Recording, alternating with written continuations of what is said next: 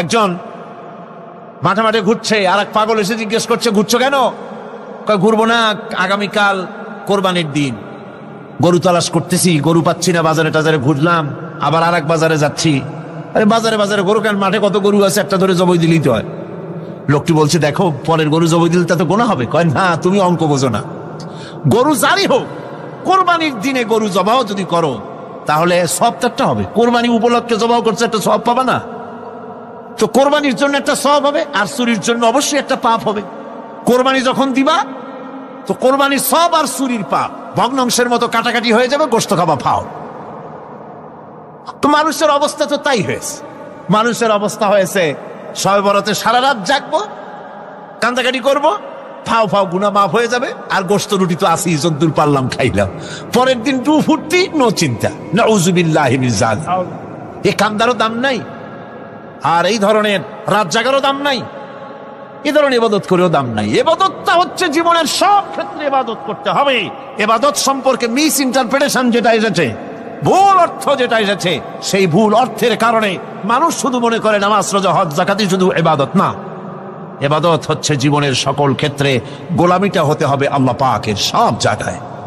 এই চোখ দিয়ে গুনাহ কামাই করা যাবে, আবার এই চোখ দিয়ে সওয়াব কামাই করা যাবে। যদি কোনো সন্তান তার মা বাপের দিকে ভক্তির নজরে, মহব্বতের নজরে যদি তাকায়, নবীজি বলেছেন একটা কবুল নফল হজের সওয়াব আমলনামায় লেখা যাবে। সাহাবীরা প্রশ্ন করেছেন, যদি কেউ 100 বার তাকায় তো কি হবে? নবীজি বলেছেন, আল্লাহ রাব্বুল আলামিনের নিয়ামতের ভান্ডার অফুরন্ত নিয়ামতের, সেখানে কোনো অভাব নাই। যদি কোনো বান্দা যদি তার মা বাপের দিকে দৈনিক 100 বার তাকায় তো ওই বান্দার আমলনামায় 100 কবুল নফল হজের সওয়াব লেখা যাবে। তাহলে দেখা গেল চোখের চাহনি আপনার ইবাদত, আপনার ঘুম ইবাদত, আপনার চাকরি ইবাদত, আপনার ব্যবসা বাণিজ্য ইবাদত। তার মানে হলো আল্লাহর গোলামি, আল্লাহর হুকুম অনুযায়ী কাজ করার নামই হচ্ছে ইবাদত। ইয়াকা নাবুদু ওয়া ইয়াকা নাস্তাইন। পড়েন সবাই, ইয়াকা নাবুদু ওয়া ইয়াকা নাস্তাইন। আল্লাহ তাআলা একমাত্র তোমার গোলামি করি, তোমারই আনুগত্য করি, তুমি ছাড়া কারো গোলামি করি না, তুমি ছাড়া কারো গোলামি করি না। এখন দোকানদার নামাজের মধ্যে পড়লো ইয়াকা নাবুদু। ইয়াকা নাবুদু, নাবুদু শব্দটা হচ্ছে মুজারের সিগা। এটা এর মধ্যে দুইটা কাল পাওয়া যায়, বর্তমান আর ভবিষ্যৎ, দুটি কাল পাওয়া যায়। নাবুদু এই শব্দ দিয়ে বোঝানো হচ্ছে কি, আল্লাহ পাক এই নামাজের ভিতরে যেমন তোমার হুকুম পালন করে নামাজ আদায় করছি, যেমন নামাজের ভিতরে কিছু খাওয়া যায় না, বাইরে খাওয়া জায়েজ ছিল, নামাজ পড়ছি বলে খানাটা আমার জন্য হারাম হয়ে গেছে। কথা বলা জায়েজ ছিল, নামাজের ভিতরে কথা বলা হারাম করে দিলাম। এদিক ওদিক তাকানো জায়েজ ছিল, নামাজের ভিতরে এদিক ওদিক তাকানো বন্ধ করে দিলাম। তার মানে আমার জন্য চিরস্থায়ী, সব সময়ের জন্য আমার জন্য হালাল করে দেওয়া জিনিসগুলি এই নামাজের ভিতরে অল্প সময়ের জন্য হারাম করে প্রমাণ করে দিলাম। মাবুদ গো, এই নামাজের পরে চিরস্থায়ী হারামগুলো এইভাবে আমার জন্য হারাম করে নেব। ইয়াকা নাবুদু, নামাজটা পড়ছি যেভাবে করে, নামাজের বাইরের জীবন চালাবো সেইভাবে করে। সেজদা দিলেই তো সওয়াব হয়, সেজদা দিলে কি হয়? সওয়াব হয়। যদি কেউ 5-6টা সেজদা দিয়ে দেয় এক রাকাতের মধ্যে তো কি হবে? যদি কেউ নামাজ পড়লে তো সওয়াব হয়। ফজরের নামাজ যদি 4 রাকাত পড়ে তো কি হবে? মাগরিবের নামাজ যদি 2 রাকাত পড়ে অথবা 4 রাকাত পড়ে তো কি হবে? ইচ্ছে করে যদি এভাবে করে, ভুল করবে নয়, ইচ্ছে করে যদি করে, তাহলে আল্লাহর আইনের সঙ্গে বিরোধিতা করছে বলে সে বিদ্রোহী হিসাবে প্রমাণিত হবে। সুতরাং কথা হচ্ছে নামাজের ভিতরে আল্লাহ পাক ইয়াকা নাবুদু, এই নামাজের ভিতরে তোমার হুকুম মেনে যেভাবে নামাজ আদায় করি, নামাজের বাইরের জীবনটাও তোমার হুকুম মেনে পালন করব। এটাই হচ্ছে ইবাদতের মূল থিম, মূল আইডিয়া, মূল ফিলোসফি। নামাজ ইবাদত করতে হবে জীবনের সব ক্ষেত্রে। নামাজের ভিতরে বললাম ইয়াকা নাবুদু। দোকানদার, এই লোকটা কি? দোকানদার, ঘি বিক্রি করবে, ঘি আনছে দোকান, তারপরে নামাজ পড়তে দাঁড়িয়েছে। দোকানের পিছনে ছোট্ট ঘর আছে, নামাজ পড়তে দাঁড়িয়েছে, শুরু করে দিল আল্লাহু আকবার আলহামদুলিল্লাহি রাব্বিল আলামিন আর রহমানির রহিম মালিকি ইয়াউমিদ্দিন ইয়াকা না'বুদু ওয়া ইয়াকা। তাড়াতাড়ি পড়তে হবে যেহেতু খরিদ্দার আসতেছে। খরিদ্দার 2-4 জন ভিড় জমা এসে নামাজ ছেড়ে দিয়েছে। কর্মচারীকে ডাকছে, পেরেশন ভিতরে আসলো। আমি তো কেবল খাঁটি ঘি নিয়ে আসছি, ওর মধ্যে তো ভেজাল দিই নেই। তাড়াতাড়ি করে ওর মধ্যে যা দিয়ে ভেজাল দিতে হয় ভেজাল দিয়ে ঠিক মতো দিয়া তারপরে বিক্রি করবি। 100 টাকা কিনছি, 250 টাকা করে বিক্রি করবি। আল্লাহু আকবার আর রহমানির রহিম মালিকি ইয়াউমিদ্দিন ইয়াকা না'বুদু ওয়া ইয়াকা নাস্তাইন। এটা নামাজ হইল কর? এই নামাজের আল্লাহর কোনো দরকার আছে? কোনো দরকার নাই। ইবাদত তো হবে নামাজ যার হুকুমে, ব্যবসা তার হুকুমে। নামাজে সেজদা দিব যার হুকুমে, রোজা রাখবো তার হুকুমে, নামাজ পড়বো যার হুকুমে, অর্থনীতি চালাবো তার হুকুমে, নামাজ পড়বো যার হুকুমে, আমার দেশের কলকারখানা চলবে, নামাজ পড়বে যার হুকুমে, পার্লামেন্ট চলবে তার হুকুমে, নামাজ পড়বো যার হুকুমে, রাজনীতি চলবে তার হুকুমে। এর উল্টা পাল্টা যদি হয় মুসলমান মানতে পারে কখনই। সুতরাং মুসলমানকে আনুগত্যের মস্তককে অবনত করে দিতে হবে আল্লাহ পাকের সামনে। আল্লাহর সঙ্গে আর বান্দার সঙ্গে হক আছে। বান্দার উপরে আল্লাহর হক এবং আল্লাহর উপরে বান্দার হক কি, এ ব্যাপারে একটি হাদিস আপনাদেরকে শোনানো যায়। হাদিসটি হচ্ছে ওয়ান মুআজ বিন জাবাল রাদিয়াল্লাহু তাআলা আনহু قال كنت رديف النبي صلى الله عليه وسلم على حمار فقال لي يا معاذ أتدري ما حق الله على العباد وما حق العباد على الله। হযরত মুআজ বিন জাবাল রাদিয়াল্লাহু তাআলা আনহু বলেন যে আমি রাসূল করিম সাল্লাল্লাহু আলাইহি ওয়াসাল্লামের পেছনে তার গাধায় সওয়ার ছিলাম। তিনি আমাকে জিজ্ঞেস করলেন, মুআজ তুমি কি জানো বান্দার উপরে আল্লাহর হক কি এবং আল্লাহর উপরে বান্দার হক কি? তিনি বললেন, আল্লাহু ওয়া রাসূলুহু আ'লামু, আল্লাহ এবং তার রাসূল খুব ভালো করে জানেন। রাসূল করিম সাল্লাল্লাহু আলাইহি ওয়াসাল্লাম জবাব দিলেন, ক্বালা হাক্কুল্লাহি আলাল ইবাদ আন ইয়াবুদুহু ওয়া লা ইউশরিকু বিহি শাইআ ওয়া হাক্কুল ইবাদি আলাল্লাহ আন লা ইউআযযিবু মান লা ইউশরিক বিহি শাইআ। আল্লাহর নবী বলেন, বান্দার উপরে আল্লাহর উপরে বান্দার হক হতেছে, আল্লাহর উপরে বান্দার হক হতেছে বান্দা আল্লাহ পাকের ইবাদত করবে, আল্লাহর গোলামি করবে, আল্লাহর আনুগত্য করবে, দাসত্ব করবে। সেই আনুগত্য, ইবাদত আর গোলামির ভিতরে কাউকে শরীক স্থাপন করবে না। বান্দার উপরে আল্লাহর হক হতেছে যেই বান্দা আল্লাহ পাকের ইবাদত করবে, গোলামি করবে, আর কোনো শিরক করবে না, কিয়ামতের দিন ওই বান্দা সম্পর্কে আল্লাহর হক হবে বান্দাকে জাহান্নামের আগুন আল্লাহ পাক হারাম করে দিয়ে তার জান্নাত দিয়ে দিবেন। এটাই হলো বান্দার উপর আল্লাহ পাকের হক। সুতরাং ইবাদত হবে সলিড কার জন্য? আল্লাহ পাকের জন্য। জোরে বলেন কার জন্য? একমাত্র, কেবলমাত্র, শুধুমাত্র আল্লাহ পাকের জন্য গোলামি হবে। সেই গোলামির কথাটাই আমরা কোরআনে কারীমের মধ্যে সূরা ফাতিহায় প্রত্যেক দিন প্রতি রাকাতে আমরা পড়ি, ইয়্যাকা না'বুদু ওয়া ইয়্যাকা নাস্তাঈন।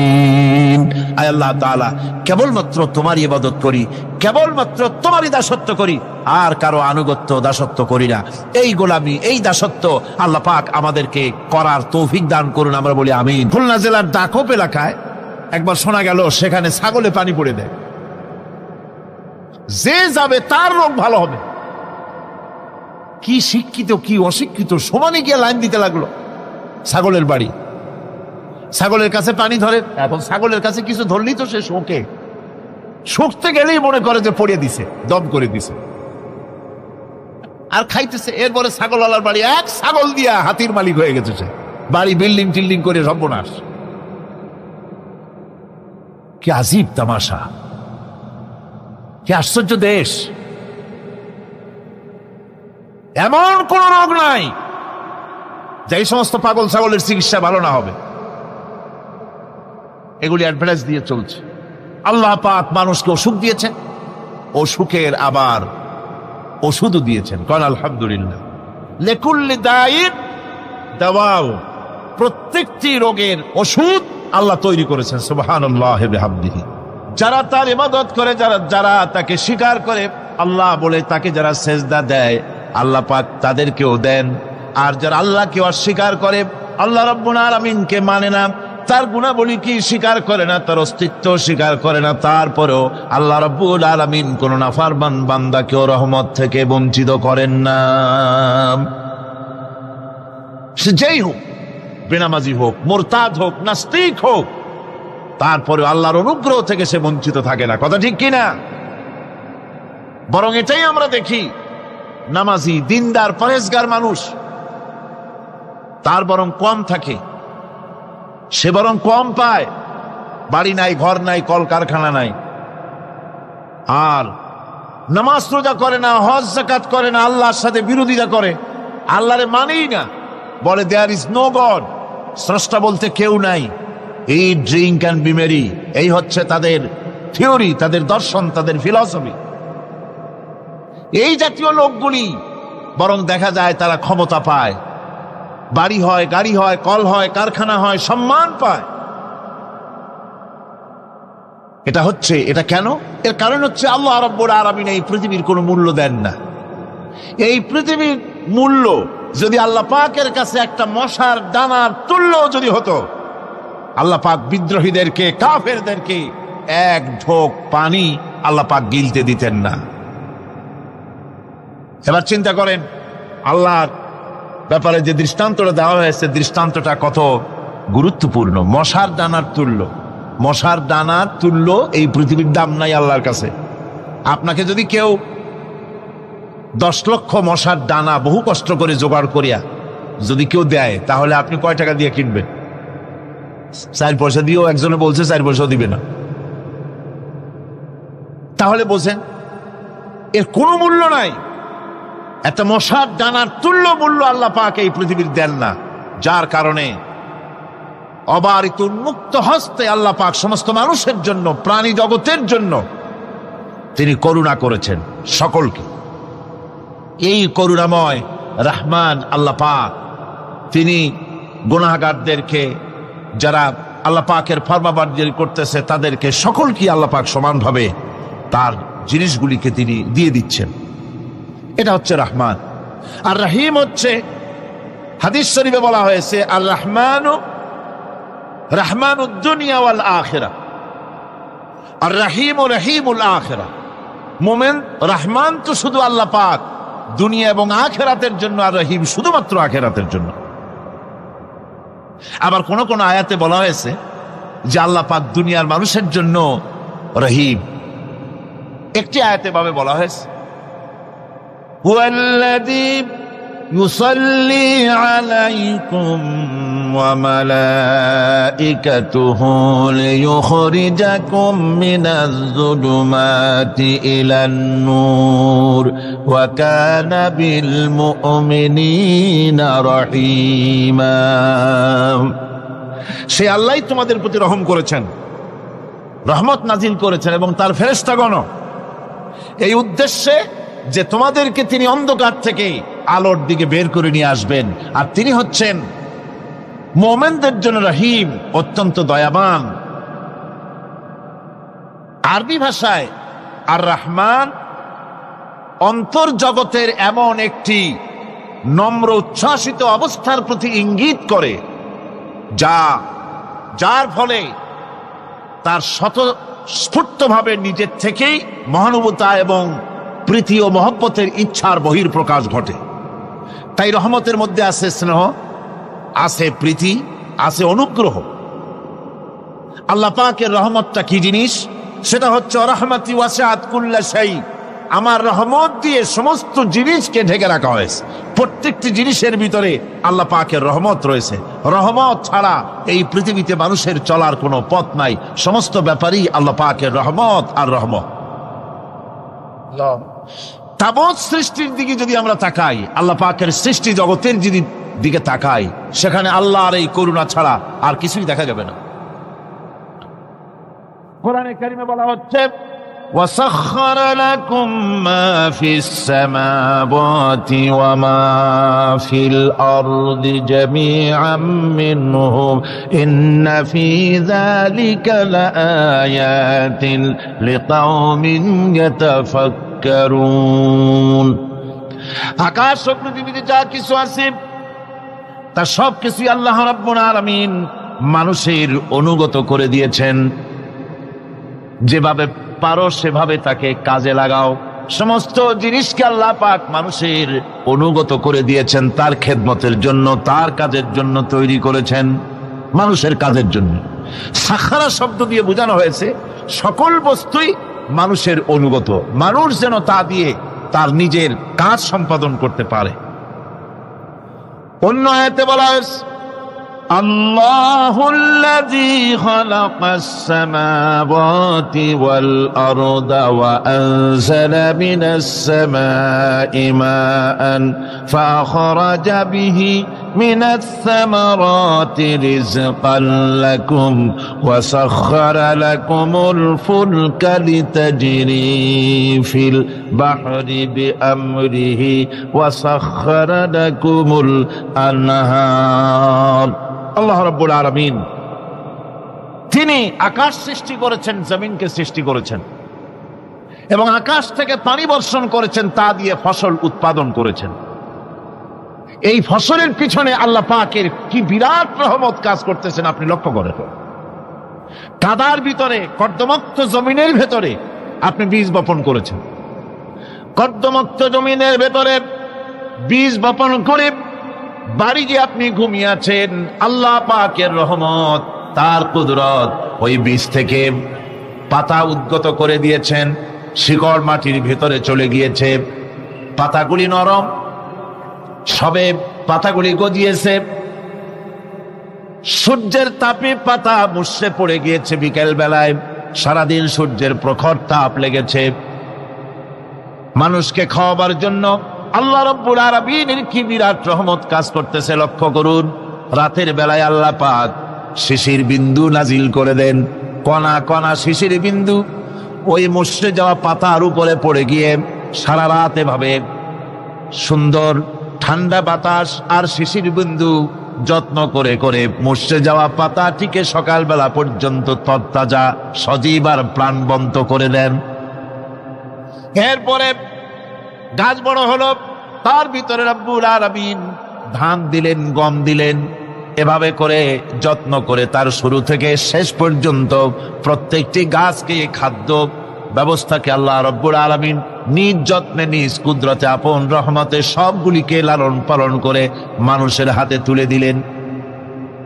মানুষকে আল্লাহ পাক সর্বশ্রেষ্ঠ মর্যাদা দান করেছেন, যার কারণে আল্লাহ পাক বলেছেন ওয়ালাকাদ কাররামনা বানি আদম, আদম সন্তানকে আমি সম্মান দিয়েছি, মর্যাদা দিয়েছি। আর সেই মর্যাদা দেওয়ার কারণে যত খাদ্য তার সামনে পেশ করেছি, আল্লাহ পাক আপন রহমতে সব খাদ্যগুলিকে প্যাকেট করে বান্দাদের সামনে হাজির করে দিয়েছেন। কোনো খোলা খাবার দেওয়া হয়নি, কারণ মানুষ হচ্ছে আল্লাহ পাকের শ্রেষ্ঠ মেহমান, মর্যাদা সম্পন্ন প্রাণী, মর্যাদা সম্পন্ন মেহমান এই মানুষ। তার সামনে কলা দেওয়া হলো কভার করে, প্যাকেট করে। আনারস বলেন, আম বলেন, কাঁঠাল বলেন, যত রকমের ফল আল্লাহ পাক দান করলেন, বেদানা বলেন, আপেল বলেন, সমস্ত ফলগুলিকে, খাবারগুলিকে আল্লাহ পাক প্যাকেট করে করে আপন রহমতে বান্দাদের সামনে হাজির করে দিয়েছেন। তার এত দয়া, তার দয়াই আকাশ থেকে বৃষ্টি হয়, সেই বৃষ্টিতে ফসল ফলে। তার দয়ায়, তার রহমতে তিনি পানি মানুষের আয়ত্তে করে দিয়েছেন। এই পানির উপরে জাহাজ পরিচালনার জন্য আল্লাহ পাক সুযোগ করে দিয়েছেন। জাহাজ পরিচালনা করা হচ্ছে সমুদ্রের ভেতরে মানুষের জন্য। এভাবে করে আল্লাহ পাক সব জিনিসকে তার সুযোগের মধ্যে এনে দিয়েছে।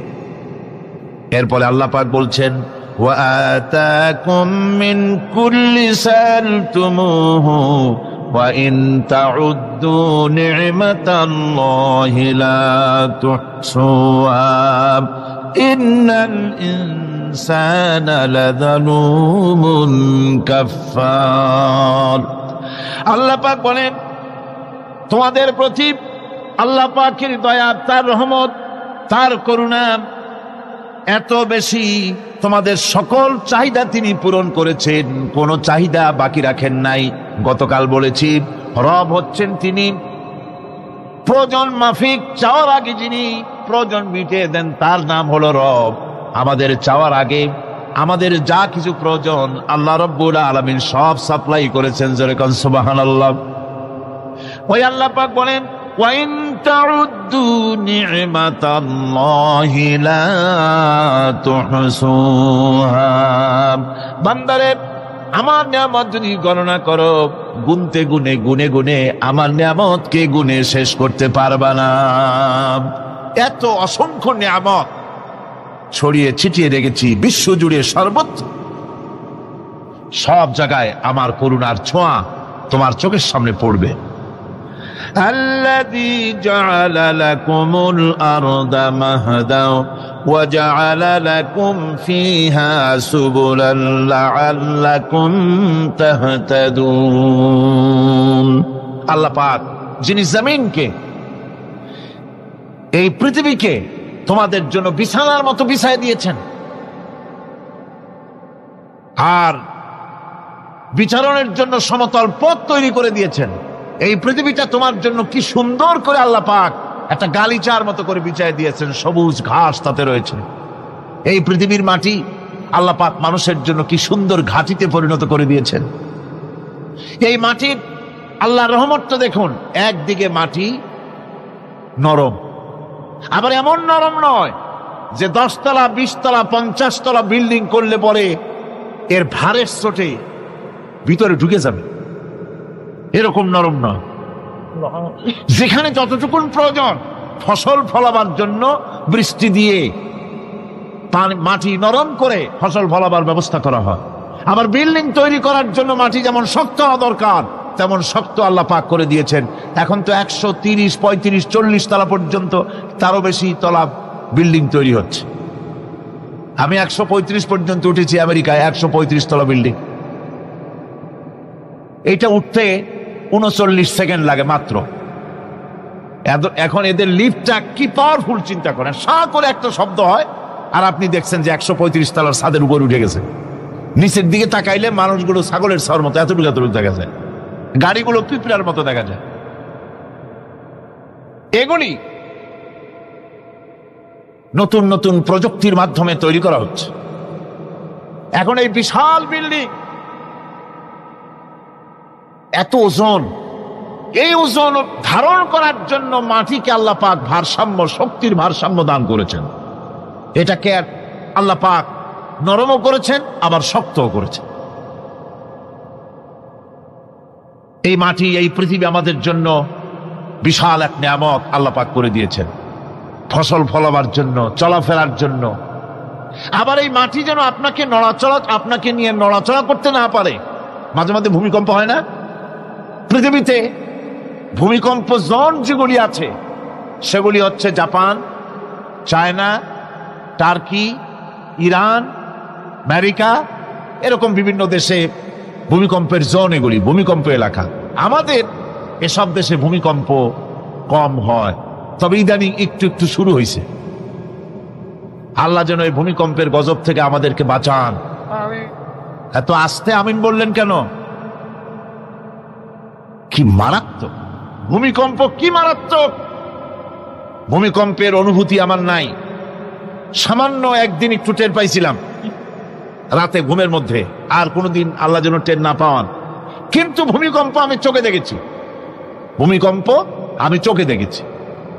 গত 2 বছর আগে আমেরিকা যখন আমাকে প্রোগ্রাম দিল, তখন ওয়াশিংটনে মহাশূন্য গবেষণাগারের একটা অডিটোরিয়াম আছে, সেই অডিটোরিয়ামে আমাকে নেওয়া হলো দেখাবার জন্য। অন্তত 5000 লোক বসতে পারে সেখানে, বিরাট স্ক্রিন। সেই স্ক্রিনে ভূমিকম্পের ছবি দেখানো হবে। মাত্র 1 বছর আগে লস অ্যাঞ্জেলেসে ভূমিকম্প হয়েছিল, সেই ভূমিকম্প দেখানো হবে। এটা পাওয়ারফুল ক্যামেরা দিয়ে স্যাটেলাইট থেকে এই ছবিগুলি তোলা হয়েছে। ভূমিকম্প যখন ওঠে, যখন ভূমিকম্প শুরু হয় তখনকার ছবি আমি দেখতে লাগলাম। ভূমিকম্প শুরু হয়েছে, নদীর ভিতরে, সমুদ্রের ভিতরে যেভাবে এরকম ঢেউ হয়, মাটির ভিতরে এরকম ঢেউ হচ্ছে। সমস্ত গাছপালা শুয়ে পড়তেছে, 4 তলা 5 তলা 6 তলা রাস্তা সে দেশে, এক একটা রাস্তা ডিমের মামলেটের মতো জড়িয়ে পেঁচিয়ে যাচ্ছে। আমি আল্লাহু আকবার বলে চিৎকার দিয়ে উঠেছি। আমি কোথায় বসে আছি সে খেয়াল আমার ছিল না, আমি আল্লাহু আকবার বলে চিৎকার দিয়ে উঠেছি। মাটির মধ্যে ঢেউ উঠছে, বাড়ি ঘর ভেঙে চুরমার হয়ে যাচ্ছে, গাড়িগুলি রাস্তার ফাঁকে ফাঁকে শত সহস্র গাড়ি চ্যাপ্টা হয়ে ভর্তা হয়ে যাচ্ছে। আল্লাহ পাক কি প্রচন্ড ক্ষমতার মালিক, তিনি রহমত করে এ জমিনকে সুন্দর স্থিতি স্থাপক একটা স্থিতিশীলতা করে দিয়েছেন। এই পৃথিবী যেন আমাদের নিয়ে নড়াচড়া করতে না পারে সেজন্য আল্লাহ পাক পাহাড় সৃষ্টি করেছেন। চট্টগ্রামে পাহাড় আছে না? রাঙামাটি, খাগড়াছড়ি, বান্দরবান পাহাড় আছে না? আছে। লোকেরা এই পাহাড়ের উপকারিতা বোঝে না, সমানে পাহাড় কাটে। যারা পাহাড় কাটেন তারা আত্মঘাতী কাজ করেন,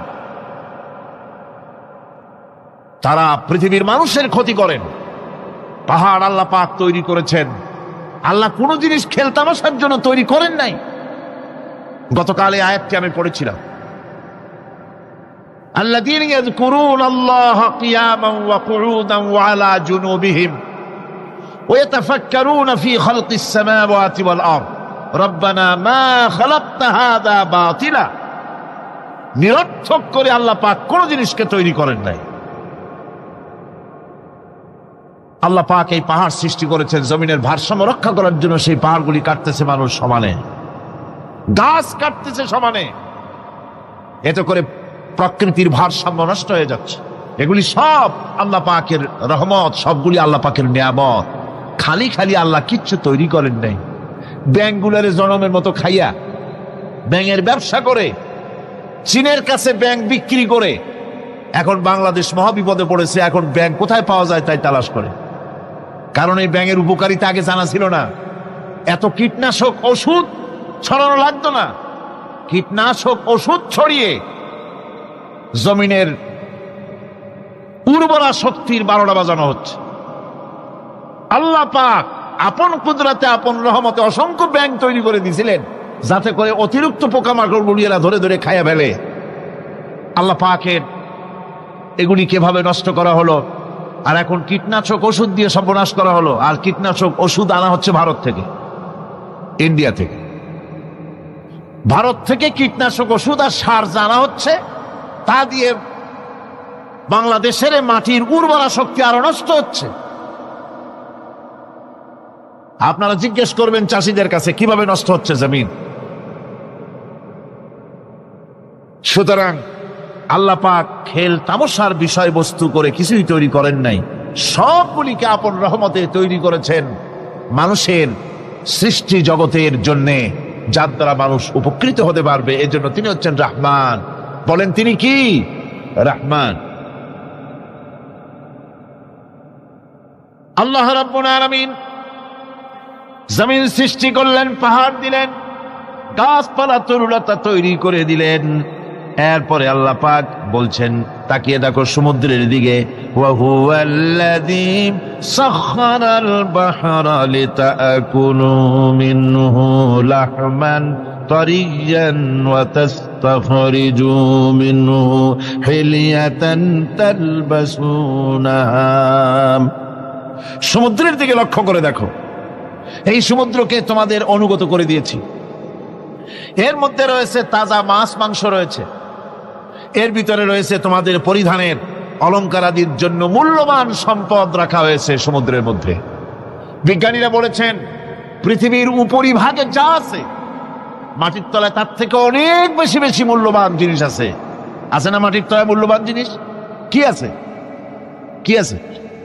খনিজ দ্রব্য আছে, সোনা আছে, লোহা আছে, তেল আছে। তেল যে শুধু সৌদি আরবে, কুয়েতে আর কাতারে, বাংলাদেশে তেল নাই এটা ঠিক না। আমাদের দেশে তেল আছে। আল্লাহ তেল আমাদের দেশে দিয়েছেন, তবে অতটা না হলেও কিছুটা তো দিয়েছেন। কারণ সব জায়গায় এক রকমের নিয়ামত দেওয়া হয় না, এক এক দেশে এক এক রকমের নিয়ামত আল্লাহ পাক দেন। আমাদের দেশে যা আছে তা আবার সৌদি আরবে নাই। আমাদের দেশে বেল আছে, চালতি আছে, গাব আছে, এগুলি আছে সৌদি আরবে? আমাদের দেশে চা আছে, পাট আছে, আমাদের দেশেও তেল আছে। মাঝে মধ্যে তেলের কুয়া সিলেটের হরিপুর থেকে, বাখরাবাদ থেকে, ভোলা থেকে, বিভিন্ন জায়গা থেকে তেলের কুয়া বের করে দেখানো হয়। তেল আছে। যারা ক্ষমতাসীন, যারা সরকার, যারা দেশ চালাও, যদি আমারে সেজদা দাও, যদি নামাজি হও, কোরআনের সাথে বিরোধিতা যদি না করো, যদি কোরআন সুন্নাহর শাসন প্রতিষ্ঠা করো, এ ধরনের অসংখ্য তেল বের করে দেব। কিন্তু কিন্তু বারবার উমরা করে, হাতে তসবিহ ধারণ করে, মাথায় পট্টি বেঁধে যদি ইসলামের সাথে নাফরমানি করা হয়, তোমাদের তেল আল্লাহ পাক বের করে ছাড়বেন। আল্লাহ পাক বাহানা পছন্দ করেন না। এই জমিনে ফসল আছে, অসংখ্য ফসল আল্লাহ পাক দিয়েছেন, অসংখ্য খনিজ পদার্থ আল্লাহ পাক দান করেছেন। সেই খনিজ পদার্থগুলি আল্লাহ পাক, খনিজ দ্রব্যগুলি আল্লাহ পাক দিবেন মোমেনদের হাতে। কাদের হাতে দিবেন? আল্লাহ পাক বলেছেন, ওয়ালাউ আন্না আহলাল কুরা আমানু ওয়াত্তাকাউ লাফাতাহনা আলাইহিম বারাকাতিম মিনাস সামাই ওয়াল আরদ। দেশের লোকেরা, জনপদের লোকেরা যদি আমার উপর ঈমান আনে আর আমার কি ভয় করার নীতি যদি অবলম্বন করে চলে, তাহলে ওই দেশের মানুষের জন্য আকাশ আর জমিনের সব বরকতের দরজা আমি আল্লাহ খুলে দেব। নিয়ামতের অভাব নাই, যথেষ্ট নিয়ামত আল্লাহ পাকের আছে। তাহলে বললাম, এই পৃথিবীর উপরিভাগে যত নিয়ামত আছে, পৃথিবীর ভেতরে এর থেকে কম নাই। কত ভিতরে? এই ভিতরে যাওয়ার জন্য একবার একটা চেষ্টা হলো। আমেরিকার ওকলাহামা সিটি, এটি একটি স্টেট। এই স্টেটের পাশে একটা জায়গা বেছে নেওয়া হলো, যে পৃথিবী, তাদের ধারণা ছিল যে মাটি খুঁড়তে খুঁড়তে এর পৃথিবীর অপর পৃষ্ঠে যাওয়ার জন্য একটা আন্ডারগ্রাউন্ড রাস্তা করা যায় নাকি। ছোটবেলায় পড়ছিলাম ভূগোলে একটা বইতে, যে কেউ যদি আমাদের দেশ থেকে, এখান থেকে মাটি খোঁড়া আরম্ভ করে, তাহলে মাটি খুঁড়তে খুঁড়তে একদিন না একদিন আমেরিকায় পৌঁছে যাবে। কোনো ভিসা টিসা লাগবে না, VD7, DB7, 97 লাগবে না, এমনি যাইতে পারবে। মানুষেরা চেষ্টা করলো মাটি খোঁড়া। মাটি খুঁড়তে খুঁড়তে পৃথিবীতে এটাই ছিল প্রথম এই দুঃসাহসিক পরিকল্পনা।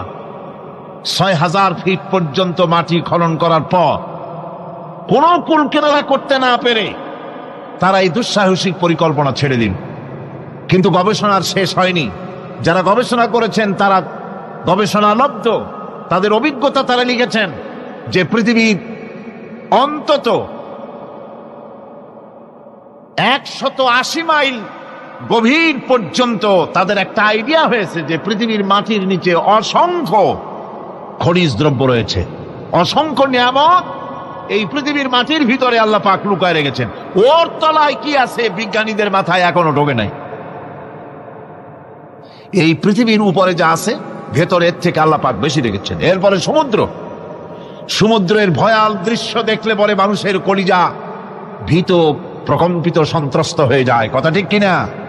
যত বড় বাহাদুর হোক, সমুদ্রের ঢেউর মধ্যে যদি পড়ে, বাহাদুরি আর থাকে না। ঠিক কিনা কন? যতই বড় আল্লাহ নাই, কিন্তু সমুদ্রে গেলে আর অসুবিধা হয় না। সমুদ্রের ঢেউয়ের মধ্যে যখন মানুষ পড়ে, আল্লাহ পাক বলেছেন, দাল্লা মান তাদউনা ইল্লা ইয়াহু, একমাত্র আল্লাহ ছাড়া সবাই কি ভুলে যায়। আমি দেখেছি সমুদ্রের দরিয়ার ভিতরে ঢেউ যখন শুরু হয়, অমুসলিমরা পর্যন্ত তাদের ভাষায় স্রষ্টাকে যা বলে সে নাম ভুলে গিয়ে সকলের মুখ থেকে বেরোয় আল্লাহ আল্লাহ আল্লাহ, আল্লাহ বাঁচাও।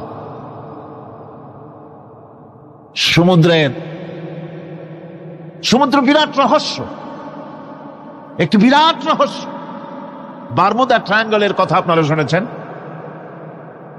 বারমুদা ট্রায়াঙ্গলটা কি, এটা এখনো বিজ্ঞানের কাছে স্পষ্ট হয়নি। বারমুদা ট্রায়াঙ্গলের যে এরিয়া আছে, প্রশান্ত মহাসাগর এবং আটলান্টিক মহাসাগরের মোহনায়, এইখান থেকে যখন কোনো প্লেন যায় অথবা কোনো জাহাজের রেঞ্জে আসে, প্লেন হারিয়ে যায়, জাহাজ হারিয়ে যায়, কোথায় যায় কেউ হদিস করতে পারে না। ক্যালিফোর্নিয়ার লস অ্যাঞ্জেলেসে যখন আমার প্রোগ্রাম হচ্ছিল, তখন একটি শহরে আমাকে নেওয়া হয়েছিল, সান দিয়েগো শহরের নাম। সান দিয়েগোতে ওয়ার্ল্ড সি, যেখানে সি ওয়ার্ল্ড যেখানে আছে, সেইখানে বারমুদা ট্রায়াঙ্গল কি জিনিস তার অনুমতি দেওয়ার জন্য তারা ওখানে একটা আইডিয়া করার জন্য কিছু এনভায়রনমেন্ট তৈরি করে রেখেছে। 50 লোক একসঙ্গে ঢুকতে পারে। তা আমরা সেখানে ঢুকলাম, টিকিট করে ঢুকতে হয়। চেয়ারে বসার পর প্লেনের মতো সিট বেল্ট দিয়ে কোমর বেঁধে নিতে হয়। এরপরে লাইটগুলি অফ হয়ে গেল। তারপরে দেখা গেল সামনে বিরাট স্ক্রিনে সমুদ্র ভেসে উঠেছে, সমুদ্রের ঢেউ শুরু হয়েছে, ধারা বিবরণী আসতেছে মাইকে যে আমরা এখন সমুদ্রের ভিতর দিয়ে চলছি। এটা ছিল সমুদ্রের পাড়ে। আমরা যেখানে বসছি এই বিল্ডিংটা এরকম এরকম করতেছে। এখন আমার ধারণা হয়েছে সত্যি বুঝি সমুদ্রের মধ্যে গিয়ে নামছে। সামনে দেখা যাচ্ছে বিরাট হাঙ্গর আসতেছে, বড় রকমের পাহাড় আসতেছে, এই পাহাড়ের সাথে টক্করে এখনই লাগবে। এই কথা বলতে না বলতে উপরে একটা শব্দ হলো, আর পানি বৃষ্টির মতো গায়ের উপরে পড়া আরম্ভ করলো। আমি তো চিন্তাই করতে লাগলাম, আল্লাহ এখানে ঢুকলাম কেন? বারমুদা ট্রায়াঙ্গল মারাত্মক অভিজ্ঞতা। এই সমুদ্র, মহাসমুদ্রের ভিতর আল্লাহ রাব্বুল আলামিন অসংখ্য রহস্য রেখে দিয়েছেন, যা আজও বিজ্ঞানীরা উদ্ঘাটন করতে পারেনি। এই মহাসমুদ্রের ভিতরে রয়েছে ম্যাগনেটিক পাহাড় পানির তলায়। যদি রাডারে ধরা না পড়ে জাহাজে, তাহলে এর রেঞ্জের ভিতরে আসলে এমন আকর্ষণে টেনে নেবে, পাহাড়ের সাথে লেগে টক করে লেগে জাহাজ চানাচুর হয়ে যাবে। এই মহাসমুদ্রের ভেতরে আল্লাহ পাক মাছ রেখেছেন, অসংখ্য মাছ রয়েছে, অসংখ্য ধরনের প্রাণী রয়েছে। আর তিনি এমন রহমান, প্রত্যেকটি প্রাণীর আবার আত্মরক্ষার জন্য হাতিয়ার তার সাথে সাথে দিয়ে দিয়েছেন। এক প্রকারের মাছ আমি নিজে দেখেছি সি ওয়ার্ল্ডে গিয়ে, এক প্রকারের মাছ আছে, সে যদি আক্রান্ত হয় তাহলে তার পেছনের দরজা থেকে এক প্রকারের লাভা, এক প্রকারের আটা জাতীয় জিনিস ছেড়ে দেয়। ওইটা পানি তড়িৎ গতিতে, আর পানি আশেপাশে পানিগুলি ইলেকট্রিফাইড হয়ে যায়। যে তাকে আক্রমণ করতে আসছে ইলেকট্রিক শক খেয়ে পালানো ছাড়ার পথ থাকে না। আবার আর এক প্রাণী, আর এক প্রকারের মৎস্য আছে যেগুলি আক্রান্ত হলে পরে সে তখন তার মুখ থেকে ব্লু রঙের, গাঢ় কালো রঙের এক প্রকারের কতগুলি লালা বের করে দেয়, তার আশেপাশে একদম কালো অন্ধকার হয়ে যায়, তারা আর কেউ দেখতে পারে না। এভাবে করে প্রত্যেককেই আত্মরক্ষার জন্য আল্লাহ পাক হাতিয়ার দিয়ে দিয়েছেন। সুবহানাল্লাহ ওয়া বিহামদিহি। সেই সমুদ্রের ভেতরে এই ধরনের মৎস্যরাজি, বিরাট বিরাট প্রকাণ্ড প্রকাণ্ড প্রাণী আল্লাহ পাক সেখানে রেখেছেন। এরপরে এই সমুদ্রের মধ্যে রয়েছে মণিমুক্তা। আল্লাহ পাক বলছেন তোমরা পোশাক তৈরি করবে, তোমাদের স্ত্রীদের জন্য অলংকার আদি তৈরি করবে, সেজন্য ওর ভিতরে মণিমুক্তা মহামূল্যবান জিনিস এই সমুদ্রের ভেতরে আমি দিয়ে রেখেছি। আপন কুদরতে, আপন মেহেরবানিতে, কেউ আমার কাছে চায় নাই, আমি নিজের থেকে তোমাদের সমস্ত প্রয়োজন মিটিয়েছি, যা লাগবে সব জোগাড় করে দিয়েছি। এখন দেখুন আল্লাহ রাব্বুল আলামিন তার রহমতের নমুনা প্রাণী জগতের দিকে লক্ষ্য করে দেখেন। আল্লাহ রাব্বুল আলামিন সমস্ত প্রাণী জগৎ, দুনিয়ায় মানুষ বাদে যত প্রাণী আছে সমস্ত প্রাণীর দিকে তাকান। মানুষের কথা তো গতকাল বলেছি। সমস্ত প্রাণীগুলিকে আল্লাহ রাব্বুল আলামিন তাদের সাথে তাদের সমস্ত জিনিস দিয়ে দিয়েছেন। এর মধ্যে কোনোটাকে আল্লাহ পাক বোঝা বহন করার জন্য কোনো প্রাণীকে তৈরি করেছেন, আবার মানুষের জন্য, জিহাদের জন্য, যুদ্ধ করার জন্য কোনো প্রাণী তৈরি করেছেন, চাষাবাদ করার জন্য প্রাণী তৈরি করে দিয়েছেন। কোরআন বলছি ওয়াল আনআমা খালাকাহা লাকুম ফিহা দিফউন ওয়া মানাফিউ ওয়া মিনহা তাআকুলুন। তিনি বিভিন্ন ধরনের জীব পয়দা করেছেন, যার থেকে তোমাদের শীতের পোশাক এবং অন্যান্য কল্যাণকর কাজ যেন তোমরা করতে পারো, সেজন্য পশুর গায়ে যে পশম দেওয়া হয়েছে, এতে পশুরও কাজ হয়। আবার এই পশমগুলি গ্রীষ্মকালে কেটে নিয়ে তাই দিয়ে মানুষের শীতবস্ত্র তৈরি করা হচ্ছে। আপনার গায়ের, আপনার গলার মাফলার, আপনার সোয়েটার, আপনার চাদর, আপনার কম্বল, এগুলি আল্লাহ পাক তৈরি করার জন্য দুনিয়ার যত প্রাণী তৈরি করেছেন, প্রাণীগুলির গায়ে, চতুষ্পদ জন্তুর গায়ে পশম দিয়ে, সেগুলি দিয়ে এগুলি তৈরি করার ব্যবস্থা করেছেন। আবার আল্লাহ রাব্বুল আলামিন বলেন, ওয়ালাকুম ফিহা জামালুন হিনা তুরিহুনা ওয়া হিনা তাসরাহুন।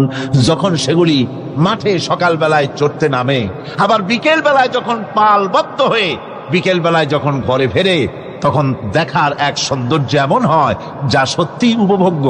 লক্ষ্য করে দেখবেন, এগুলি শহরে কম দেখা যায়, গ্রাম্য অঞ্চলে মাঝে মধ্যে যাবেন, গ্রামের লোকই আপনারা অধিকাংশ এখানে আছেন, আপনারা দেখবেন সকাল বেলায় যখন পালে পালে গরু, ছাগল, মহিষ ইত্যাদি যেতে থাকে, সকাল বেলায় সূর্য যখন উঠে সেই সময় যখন এগুলি যেতে থাকে, তখন তার দেখার একটা দৃশ্য দারুণ লাগে। আবার যখন সন্ধ্যা বেলায় গোধূলি লগ্নে যখন সূর্য লাল হয়ে পশ্চিম দিগন্তে অস্তমিত হতে যায়, তখন শত শত গরু, ভেড়া, ছাগল পাল ধরে মাঠের মধ্য দিয়ে যখন বাড়ির দিকে রওনা করে, আল্লাহ পাক বলেন এই দৃশ্য অত্যন্ত উপভোগ্য। যারা সত্যি এগুলি দেখে, উপভোগ করে, তারা বুঝতে পারে যে আল্লাহ পাকের নিয়ামত সব দিকেই আল্লাহ পাক এভাবে ছড়িয়ে রেখেছে।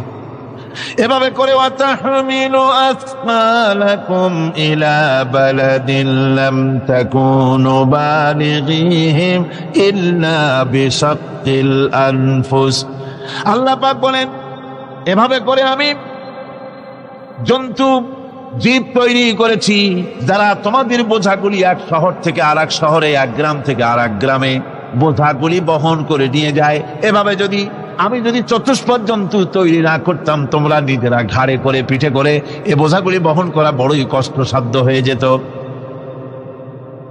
উটের পিঠে করে, গাধার পিঠে করে, গরুর গাড়ি বানায়া, হাতির পিঠে করে, কত বিরাট বিরাট বোঝা, টনকে টন বোঝা এভাবে পশু দিয়ে টেনে নেওয়া হয়। আল্লাহ পাক বলছেন এগুলি আমার রান্না। এরপরে এই পশুর ভিতরে হালাল বস্তু তৈরি করে তোমার খাবারের ব্যবস্থা করেছি। ওয়া ইন্না লাকুম ফিল আনআমি লাইবরা نسقيكم مما في بطونه من بين فرث ودم لبنا خالصا سائغا للشاربين। তোমাদের চতুষ্পদ জন্তুর মধ্যে দেখবে বুদ্ধিমান, দূরদৃষ্টি সম্পর্ক লোক যারা, তাদের জন্য আমি এর মধ্যে নিদর্শন রেখেছি। তোমাদের দুগ্ধবতী গাভীগুলি, যার দ্বারা তোমরা দুধ পাও, এগুলি জমিনের ঘাস খেলো, খড় খেলো, আর এর দ্বারা রক্ত তৈরি হলো, পায়খানা তৈরি হলো, পেশাব তৈরি হলো, পাশাপাশি রাস্তা দিয়ে পরিষ্কার সুস্বাদু দুধ আমি আল্লাহ রাব্বুল আলামিন তোমাদের জন্য দান করেছি। এত নিয়ামত আল্লাহ পাক দিলেন, আল্লাহ পাকের বিনিময় কিছুই চান নাই। কিছু চাইছেন নাকি? বলেন, কিছু চেয়েছেন? কিছুই চান না। দেখেন, এই যে ঠান্ডা মৌসুম চলছে, এখন কি মৌসুম? শীতের মৌসুম। এই পৃথিবীটাকে আমরা, আমাদের একটা রুমকে যদি ঠান্ডা করতে চাই, তাহলে আমরা কি লাগাই? রুমে এসি লাগাই। প্রত্যেক মাসে বিল দেওয়া লাগে না? লাগে না? বিল দিতে হয়। একটা রুম এসি দিয়ে ঠান্ডা করতে প্রত্যেক মাসে 500, 1000, 2000, 2500 রুম হিসাবে এর ভাড়া দেওয়া লাগে, এর চার্জ দিতে হয়। এত বড় বিশ্বটা আল্লাহ পাক ঠান্ডা করে ফেলেছেন। কত বড় এসি প্লান্ট আল্লাহ পাকের, সুবহানাল্লাহ। এটা কত বড় এসি আল্লাহ ফেলে দিয়েছেন। এখন ডিজেল যারা আগুন তৈরি করেন, কাঠ যারা আগুন তৈরি করেন, পৃথিবীর মানুষের হাতে আগুন জ্বালাবার, উত্তাপ সৃষ্টি করার যত রকমের টেকনোলজি আছে, সব যদি একত্রিত করা হয়, সূর্য প্রতি সেকেন্ডে যে তাপ বিকিরণ করে পৃথিবীর জন্য, সারা পৃথিবীর সমস্ত মানুষ এক জায়গায় হইয়া কিয়ামত পর্যন্ত প্রচেষ্টা করিও ওই 1 সেকেন্ডের তাপ তৈরি করতে পারবে? পারবে না। সুতরাং আল্লাহ রাব্বুল আলামিন তিনি বিরাট নিয়ামত রেখেছেন সব জিনিসের মধ্যে। এই নিয়ামতগুলি বুঝতে হবে, এগুলি বুঝতে হবে। এই জন্য আল্লাহ রাব্বুল আলামিনের নবী বলেছেন, আল্লাহর সৃষ্টি জগতের উপরে, তার সৃষ্টি নৈপুণ্যতার উপরে কেউ যদি গবেষণা করে, চিন্তা করে 1 ঘন্টা, আল্লাহ পাক তার আমলনামায় 60 বছরের নফল ইবাদতের সওয়াব লিখে দিবেন। কি সোজা কথা। চিন্তা করতে হবে, গবেষণা করতে হবে আল্লাহ পাক কি নিয়ামত দিয়েছে। ওয়ামা বিকুম মিন নি'মাতিন ফামিনাল্লাহ। যত নিয়ামত আমরা পেয়েছি সব কার কাছ থেকে? জোরে সোরে চিল্লায় কোন কার কাছ থেকে? সমস্ত নিয়ামত এসেছে আল্লাহ পাকের কাছে। আল্লাহ রাব্বুল আলামিন বলেন তিনি হচ্ছেন রহমান। ওয়াল্লাহু জাআলা লাকুম মিন বুয়ুতিকুম সাকানান ওয়া জাআলা লাকুম মিন জুলুদিল আনআমি বুয়ুতা। আল্লাহ পাক বলছেন তোমাদের জন্য তোমাদের ঘর সমূহকে আল্লাহ পাক স্থিতি লাভের, স্বস্তি শান্তি লাভ করার জন্য আল্লাহ পাক একটা স্থান করে দিয়েছেন, জায়গা করে দিয়েছেন। আমরা যে ঘর বানাই, এই ঘর বানাবার পেছনে আল্লাহ পাকের কত বড় নিয়ামত। ঘর একটা বানাতে হলে খুঁটি লাগবে। খুঁটি কোত্থেকে আসছে বলেন? কোত্থেকে? গাছের থেকে খুঁটি পেয়েছেন। কিসের থেকে পেয়েছেন? গাছ কা। শুধু খুঁটিতে ঘর হবে না, এরপরে খুঁটি হয়ে গেল, চাল লাগবে। চাল দেবেন কি দিয়ে? খড় দিয়া দেন, টিন দিয়া দেন, টালি দিয়া দেন, যা দিয়া দিবেন সেটা হচ্ছে কার? জোরে কর। শুধু খুঁটি আর চাল হলে হবে না, বেড়া লাগবে, দরজা লাগবে, জানালা লাগবে, যা কিছু দরকার। আল্লাহ বলেন তোমার এই শান্তির ঘরটার পেছনে আমার নিয়ামত, আমার রহমত কাজ করেছে। আবার শীত প্রধান দেশে যেখানে বিল্ডিং এও কাজ হবে না, যেখানে ঘর বানাতে হলে কাঠখড়ির ঘর দিয়েও কাজ হবে না, এত প্রচন্ড শীত, সেইখানে আল্লাহ পাক পশুর চামড়া দিয়া ঘর বানাবার জন্য মানুষের মাথায় আল্লাহ পাক বুদ্ধি দান করে দিয়েছেন। আল্লাহ পাক বলছেন জুলুদিল আনআমি বুয়ুতা, চামড়া দিয়ে ঘর তৈরি করা হয়। এস্কিমোরা করে, দেখে আসবেন, চামড়া দিয়ে ঘর তৈরি করা হয়। আল্লাহ পাক এই পশু দিয়ে মানুষের এত উপকার করছেন। তিনি রহমান। এই রহমত থেকে পৃথিবীর কেউ বঞ্চিত নয়। সমস্ত প্রাণী সমূহকে আল্লাহ পাক এই বিরাট নিয়ামত দান করেছেন। একটি মানুষ যতই সংকীর্ণ হোক,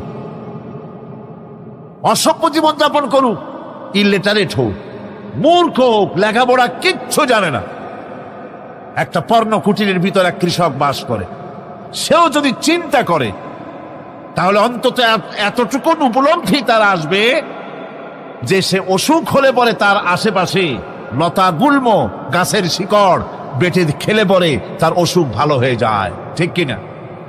এখন তো অসুখ ভালো হওয়ার জন্য কোনো অসুবিধা নাই, কোনো সমস্যা নয়। পত্রিকার ভিতরে অ্যাডভার্টাইজ আসতেছে, স্ট্যাম্পের উপরে লিখে দেব আখেরি লেখা, বিশ্বব্যাপী চ্যালেঞ্জ। মেয়ে লোকও চ্যালেঞ্জ দিতেছে, পুরুষও দিতেছে, পাগলও দিচ্ছে, ছাগলও দিচ্ছে, সবাই মিলে চ্যালেঞ্জ করছে। পত্রিকাগুলি পয়সার লোভে আবার এগুলি ছাপতেছে। সব রকমের অসুখ, সব রকমের ওষুধ তারা দিতে পারবে। তেইশ যদি হয় তো খামাখা আমাদের মেডিকেল কলেজ রাইখা লাভ কি? বিজ্ঞাপন দিয়া যদি ওষুধ বিক্রি করা হয়, কেমন গভর্নমেন্ট আমি বুঝি না। এই পাগল ছাগলের বিজ্ঞাপনগুলি ছাপা হয় পত্রিকায়, লোকেরা বিভ্রান্ত হয়, লোকেরা বোঝে না। তাদের কাছে গেলেই মুখ দেখেই বলে দেবো এরকম আসতেছে, পাগলের মতো চেহারা, মুখ দেখেই বলে দেবে শেষ দর্শন, আর দর্শন জিন্দিগিতে করা লাগবে না। ছোট্ট ছোট্ট পোলাপানো এরকম এক এক জায়গায় হইতেছে। খুলনা জেলার ডাকপ এলাকায় একবার শোনা গেল সেখানে ছাগলে পানি পড়ে দেয়, যে যাবে তার রোগ ভালো হবে। কি শিক্ষিত কি অশিক্ষিত সমানে গিয়ে লাইন দিতে লাগলো ছাগলের বাড়ি। ছাগলের কাছে পানি ধরে, এবং ছাগলের কাছে কিছু ধরলেই তো সে শোকে, শুকতে গেলেই মনে করে যে পড়িয়ে দিছে, দম করে দিছে। আর খাইতেছে। এরপরে ছাগলওয়ালার বাড়ি এক ছাগল দিয়া হাতির মালিক হয়ে গেছে সে, বাড়ি বিল্ডিং টিল্ডিং করে সর্বনাশ। কি আজীব তামাশা, কি আশ্চর্য দেশ। এমন কোন রোগ নাই যে এই সমস্ত পাগল ছাগলের চিকিৎসা ভালো না হবে। এগুলি অ্যাডভার্টাইজ দিয়ে চলছে। আল্লাহ পাক মানুষকে অসুখ দিয়েছেন, অসুখের আবার ওষুধও দিয়েছেন। কাল আলহামদুলিল্লাহ। লিকুল্লি দাইন দাওয়াও, প্রত্যেকটি রোগের ওষুধ আল্লাহ তৈরি করেছেন। সুবহানাল্লাহ বিহামদিহি। কালো জিরা সম্পর্কে রাসূল করিম সাল্লাল্লাহু আলাইহি ওয়াসাল্লাম বলেছেন, হাদিহি হাব্বাতুস সাওদা, এটা হচ্ছে কালো দানা। দাওয়াউন লিকুল্লি দাইন ইল্লা সাম, মৃত্যু ছাড়া সকল রোগের ওষুধ কালো জিরার মধ্যে আছে। আবার মধু সম্পর্কে আল্লাহ পাক বলেছেন, এটি হচ্ছে গোটা পৃথিবীর সমস্ত মানুষের জন্য রোগের প্রতিষেধক। একজন নিরক্ষর মানুষও, যিনি লেখাপড়া কিছুই জানে না, সে লোকটাও টের পায় অসুখ বিসুখ হলে সে আশেপাশে লতা গুল্ম বেটে তার থেকে তার রোগ নিরাময় করতে পারে। রৌদ্রের দাবানল থেকে বাঁচার জন্য সে গাছের আশ্রয় নিতে পারে। তরুণ গাছ থেকে ফার্নিচার তৈরি করতে পারে। আবার এই গাছ থেকে সুস্বাদু ফল পেতে পারে। আর এই গাছ যখন বুড়ো হয়ে যায় তখন তার দিয়ে সে ফার্নিচার তৈরি করতে পারে। অসংখ্য নিয়ামত তার চতুর্পাশে ছড়ানো থাকে। একটা নিরক্ষর মূর্খ ব্যক্তিও যদি চিন্তা করে তাহলে আল্লাহর রহমত সম্পর্কে জানতে তার মোটেই কষ্ট হওয়ার কথা নয়। মূল কথা হলো চিন্তা করা, গবেষণা করা। আল্লাহ পাক এই জন্য বারবার বলেছেন, লা আয়াতিন লিকাউমিন ইয়াতাফাক্কারুন, লা আয়াতিন লিউলিল আলবাব, যারা নাকি চিন্তাশীল, গবেষক, মাথায় গিলুটুলু যাদের আছে, ওরা এগুলি খুব ভালো করে বুঝবে। আল্লাহ রাব্বুল আলামিন এই পৃথিবীকে তার রহমত দিয়ে ছেয়ে রেখেছেন, অসংখ্য রহমত দিয়ে রেখেছেন। আর তার রহমত সৌন্দর্য বিবর্জিত নয়, তার রহমত দিয়েই সব সুন্দর হয়ে সাজিয়ে গুছিয়ে আল্লাহ পাক তৈরি করেছেন। আকাশটাকে সাজিয়েছেন। কোরআনে কারীমের মধ্যে রব্বুল আলামিন বলেন, ওয়ালাকাদ যায়্যানাস সামাআদ দুনিয়া বিমাসাবিহা ওয়া জাআলনাহা রুজুমান লিশ-শায়াতিন। এই দুনিয়ার আকাশখানিকে তারকা প্রদীপ দিয়া সাজায় রেখেছি মনের মতন। দেখো তুমি তাকাইয়া, এই পৃথিবীটাকে, এর আকাশটাকে সুসজ্জিত করা হয়েছে। আল্লাহ পাক সৌন্দর্যবোধ এত বেশি, যা গতকাল আমি আলোচনায় বলেছি, রব্বুল আলামিন তার আপন রহমত দিয়া, কুদরত দিয়ে এই পৃথিবী সব সাজিয়ে গুছায় দিয়েছেন। আল্লাহ পাক বলছেন, ইন্না ফি খালকিস সামাওয়াতি ওয়াল আরদি ওয়াখতিলাফিল লাইলি ওয়ান নাহার লাআয়াতিন লিউলিল আলবাব। নিঃসন্দেহে এই পৃথিবী, যারা জ্ঞানবান, যারা চিন্তাশীল, তারা আকাশ এবং জমিনের সৃষ্টির ব্যাপারে চিন্তা করবে, রাত এবং দিনের পরিবর্তনের ব্যাপারে তারা গবেষণা করবে। রাত দিনের পার্থক্য মানুষের জীবনকে পদ্ধতিগত দিক থেকে দুই ভাগে বিভক্ত করেছে। একটা হচ্ছে দিন আর একটা হচ্ছে রাত। وَجَعَلْنَا اللَّيْلَ لِبَاسًا وَجَعَلْنَا النَّهَارَ مَعَاشًا। আল্লাহ পাক বলেন, আমি দিনকে রুজি রোজগার করার জন্য, কামাই রোজগার করার জন্য দিন তৈরি করেছি, আর আরাম করার জন্য আমি রাতকে তোমাদের জন্য আচ্ছাদন করে দিয়েছি, তোমাদের জন্য রাতকে আরাম করার জন্য করে দিয়েছি। দিনের বেলায় কাজ করবে, রাতের বেলায় আরাম করবে। ঘুম আল্লাহর একটি নিয়ামত। ঘুম আল্লাহর কি? আল্লাহর এক বিরাট নিয়ামত। সারাদিন কাজ করার পর মানুষ যখন ঘুমায় যায়, সারাদিনের ক্লান্তি এবং শ্রান্তি সব শরীর থেকে দূর হয়ে যায়। সকাল বেলায় আবার কাজ করার জন্য শরীর প্রাণবন্ত আর সজীব হয়ে যায়। এই ঘুম যার হয় না, সেই বুঝতে পারে কি নিয়ামত সে হারাইছে। আল্লাহ পাক যেন সারা জীবন যতটুকু ঘুমের স্বাস্থ্যের জন্য আমাদের প্রয়োজন, আল্লাহ যেন এই নিয়ামত থেকে আমাদেরকে বঞ্চিত না করেন। আমরা বলি আমিন। ঘুমের জন্য মানুষ ঘুমাইতে না পারলে পাগল হয়ে যায়। কি বিরাট নিয়ামত এই ঘুম আল্লাহ পাক মানুষকে দিয়েছে। আমার বন্ধুগণ, এভাবে করে আল্লাহ রাব্বুল আলামিন মানুষের একঘেয়েমি দূর করার জন্য সকাল করেছেন, দুপুর করেছেন, বিকেল করেছেন, সন্ধ্যা করেছেন, রাত করেছেন, ঘুমাবার ব্যবস্থা করেছেন, কামাই রুজির ব্যবস্থা করে দিয়েছেন, রুজি রোজগার করার ব্যবস্থা করেছেন। সবকিছু তিনি রহমান বলে, তিনি দয়াবান বলে মানুষের সব প্রয়োজন আল্লাহ পাক মিটিয়ে দিয়েছেন। আল্লাহ সুবহানাহু ওয়া তাআলা তিনি বলছেন, আমার রহমতেই পৃথিবীর মাটি থেকে তোমাদের ফসল উৎপাদিত হয়। তোমরা দেখো, আফারাআইতুম মা তাহরুতুন আআনতুম তাজরাউনাহু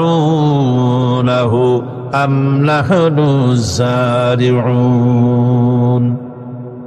জমিন থেকে ফসল কে উদ্গত করে?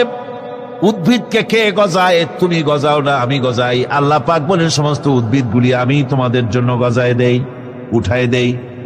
এরপরে যখন ফসল হয়, ফসল পাকা দেখে মানুষ তখন মোষে তেল মাখে, ফুর্তি করে, আনন্দ করে। এবার ফসল খুব ভালো হয়েছে, ভালো করে গান দেব। মানুষেরাই চিন্তা করে, বেশি ফসল হয়েছে, গান বাজনা, থিয়েটার, গুণাগার বিবির গান, এগুলি ভালো করে শুনতে হবে।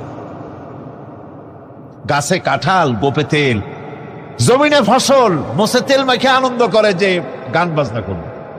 আল্লাহ পাক বলেন, দেখো, লাউ নাশাউ জাআলনাহু হুতামান ফাযালতুম তাফাক্কাহুন।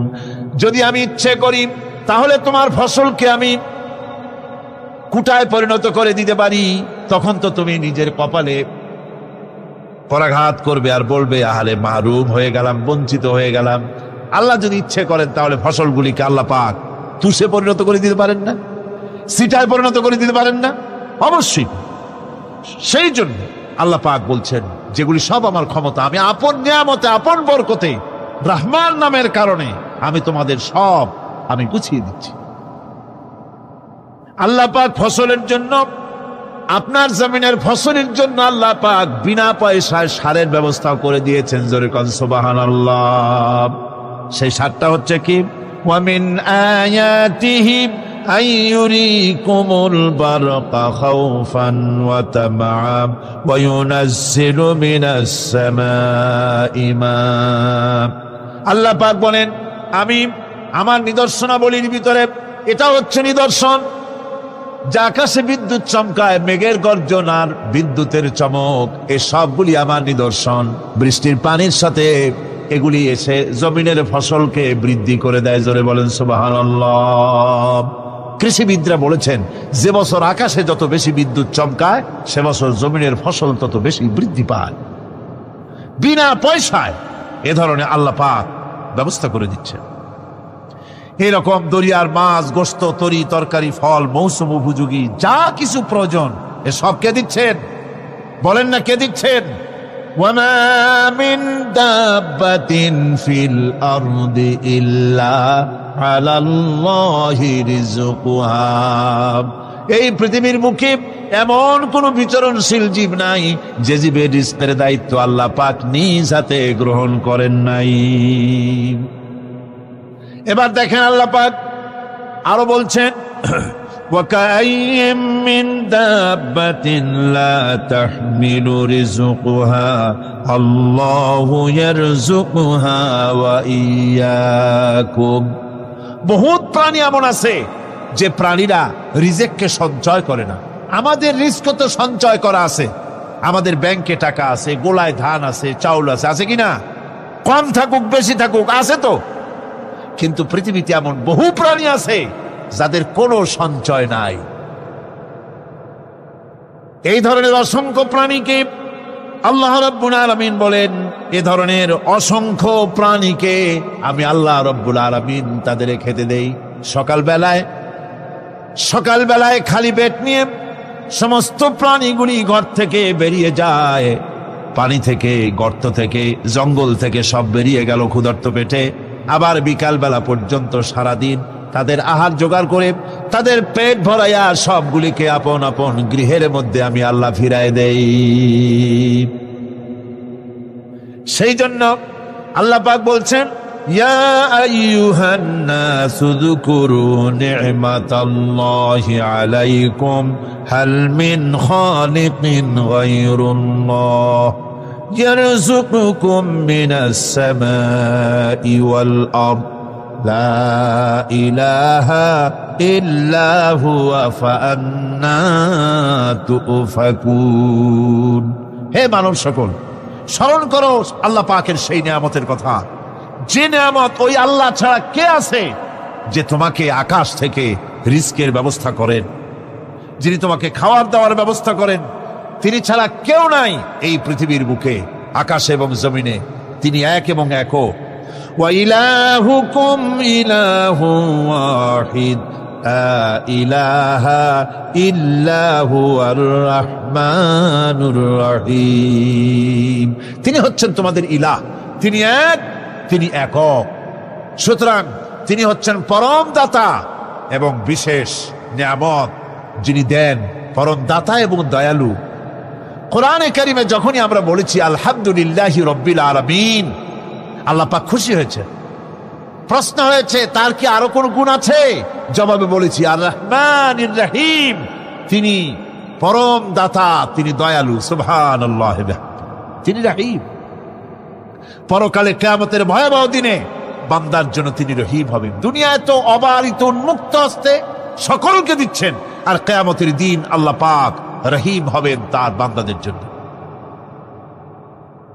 কোরআন বলছে তিনি হচ্ছেন রহমান, মানুষের জন্য তিনি রহমান দেন। তার দয়া অফুরন্ত, এত দয়া যে তিনি যদি প্রত্যেক কথায় কথায় আমাদেরকে শাস্তি দিতেন তাহলে আমাদের বাঁচার কোনো পথ ছিল না। ঠিক কিনা কন? কোরআনে কারিমে আল্লাহ পাক বলেছেন, ওয়ামা আসাবাকুম মিন মুসিবাতিন ফাবিমা কাসাবাত আইদিকুম ওয়া ইয়াফু আন কাসীর।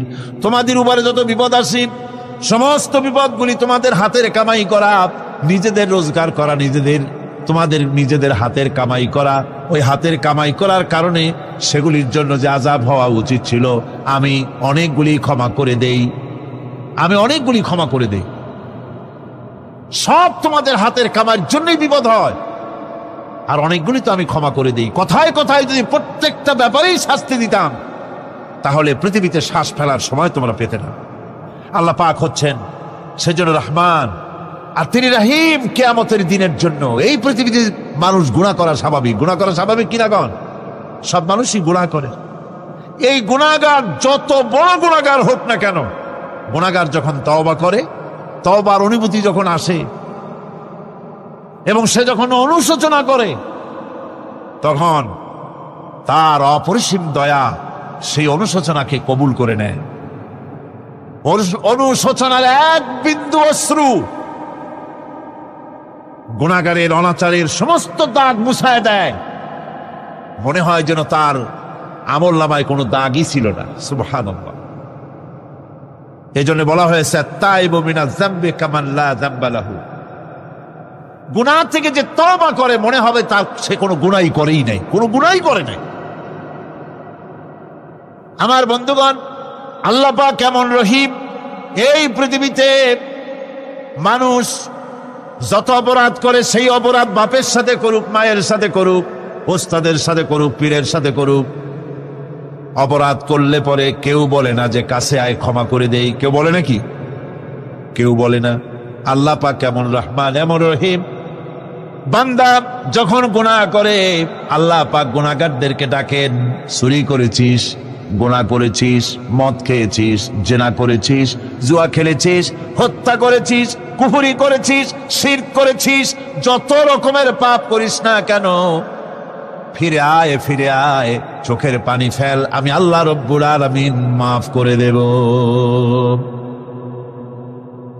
কোরআনে কারীম বলছে, ইল্লা মান তাবা ওয়া আমানা ওয়া আমিলা আমালান সালিহান ফাউলাইকা ইউবাদদিলুল্লাহু সাইয়্যাতিহিম হাসানাতিন ওয়া কানাল্লাহু গফুরার রহিমা। কিন্তু যে ব্যক্তি তওবা করেছে এবং ঈমান এনে পরবর্তীকালে ভালো কাজ করেছে, তাদের মন্দ কাজগুলি আল্লাহ পাক ভালো কাজ দিয়ে বদলায় দিবেন। এত বড় একটা কথা শুনে সুবহানাল্লাহ মুখ থেকে বেরোলো না। গুনাহগার যত গুনাহ করেছে সে যদি তওবা করে, ওই সব গুনাহ যদি না করে, তার সাইয়্যাতগুলি আল্লাহ পাক হাসানাত দিয়ে বদলায় দিবে। মানুষেরা চুরি করে, ডাকাতি করে, জেনা ব্যভিচার করে, যা কিছুই করে থানায় ধরা পড়ে। থানায় ধরা পড়লে তারপরে তার বিরুদ্ধে চার্জশিট হলো, এরপরে তার জেল হলো, ছাড়া পেল, আবার অন্যায় করলো, আবার ধরা পড়লো, যতবার জেল হলো ততবার ছাড়া পেল, কিন্তু থানায় দাগী আসামিদের খাতায়, চোরের খাতায়, ডাকাতের খাতায় নামটা তার মোছা হয় না, থানায় নামটা থেকেই যায়। কিন্তু আল্লাহ রাব্বুল আলামিন এমন এক বিচারক, এমন রহমান, এমন রহিম। মানুষ যদি গুনাহ করে, যত বড় গুনাহ করুক, এই গুনার পরে সে যদি অনুশোচনা করে, তওবা পড়ে, গুনাহ থেকে যদি ফিরে থাকে, আর যদি সেই গুনাহ না করে, আল্লাহ পাক বলেন শুধু মাফ করি না, গুনার খাতায় যে নামটা ছিল নামটাও আমি আল্লাহ মুছে ফেলে দেই। এই হচ্ছে রহমান, এই হচ্ছে রহিম, এই হচ্ছে তার অফুরন্ত দয়া, যে দয়ার কোনো শেষ নাই। এক্ষেত্রে আল্লাহ রাব্বুল আলামিন তার দয়া ও ক্ষমার বিশাল ব্যক্তির কথা উল্লেখ করেছেন, যার কোনো সীমা নেই। কোরআনে কারীম বলছে, قل يا عبادي الذين أسرفوا على أنفسهم لا تقنطوا من رحمة الله। হে আমার ওই সব বান্দাগণ যারা নাকি পাপাচার করে অশ্লীলতার মধ্যে নিমজ্জিত হয়ে নিজেদের জীবনকে নষ্ট করেছে, তোমার অনাচার যত কঠিন হোক, যত বেশি হোক, আমার রহমত থেকে নিরাশ হয় না। সুবহানাল্লাহ, আমার রহমত থেকে নিরাশ হয় না। যত বড় পাপ করে থাকো, আমার রহমত থেকে নিরাশ হয় না। ইন্নাল্লাহা ইয়াগফিরুয যুনুবা জামিআ ইন্নাহু হুয়াল গফুরুর রহিম। যদি তওবার মতো তওবা করতে পারো, যদি চোখের পানি দিয়া আল্লাহ পাককে রাজি করাইতে পারো, আল্লাহ পাক বলেন বান্দা যদি তওবা করে, খাঁটি যদি তওবা করে, জীবনে ওই সব গুনাহ যদি আর না করে, আল্লাহ পাক বলেন জিন্দেগীর সকল গুনাহ আমি রব্বুল আলামিন মাফ করে দেব। তিনি গফুর, তিনি রহিম, ক্ষমাশীল এবং দয়াবান। এত দয়া, যে দয়ার কোনো শেষ নাই। আল্লাহ পাকের দয়াকে, তার রহমতকে, তার করুণাকে তিনি 100 ভাগ করেছেন। এই 100 ভাগের 1 ভাগ গোটা পৃথিবীতে তিনি ছড়িয়ে দিয়েছেন। আর 99টা ভাগ কার কাছে? এবার চিন্তা করুন, 100 ভাগের 1 ভাগ দুনিয়ায় ছড়িয়ে দেওয়ার পর তার থেকে আমরা যতটুকুন ভাগে পেয়েছি, এর মহব্বত, স্ত্রীর প্রতি মহব্বত, মেয়ের প্রতি মহব্বত, ছেলের প্রতি মহব্বত, মায়ের প্রতি মহব্বত, পিতার প্রতি মহব্বত, বন্ধুর জন্য মহব্বতে আমরা জানও দিয়ে দিতে পারি, এমন আমাদের ভালোবাসা, এমন আমাদের মহব্বত, কথা ঠিক কিনা? 1টা ভাগ সারা পৃথিবীতে ছড়িয়ে দেওয়ার পর যেটুকুনো পেলাম, সেই ভালোবাসার তীব্রতা যদি এত বেশি হয়, আকর্ষণ যদি এত বেশি হয়, তাহলে এই 99টা মহব্বত, দয়া, রহমানিয়াতের, দয়ার, রাহিমিয়াতের যে গুণগুলি আল্লাহ পাক নিজের কাছে রেখেছেন, সেই মাবুদের দয়া তার বান্দার প্রতি কত বেশি! কি বিরাট মহব্বত!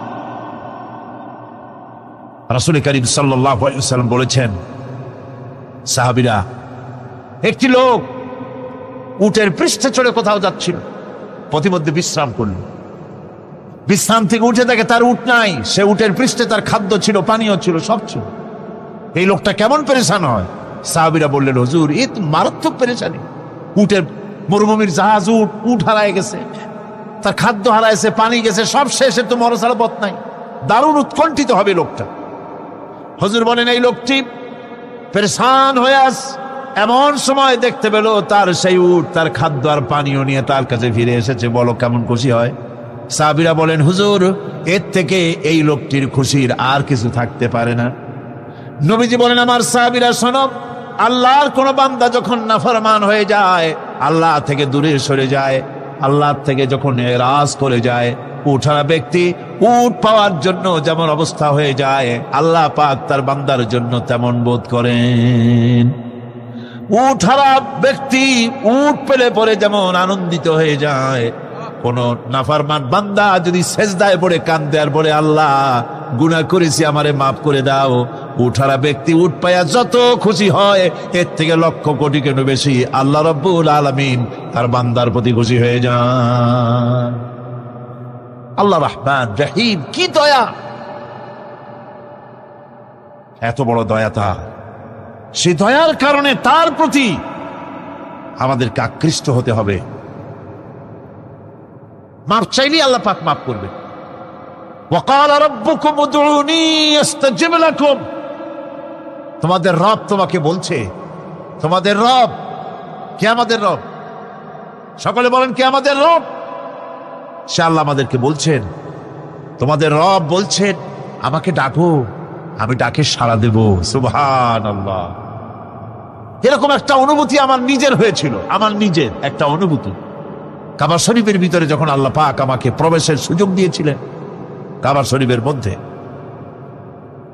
তখন তার রসমে কাবা নাই।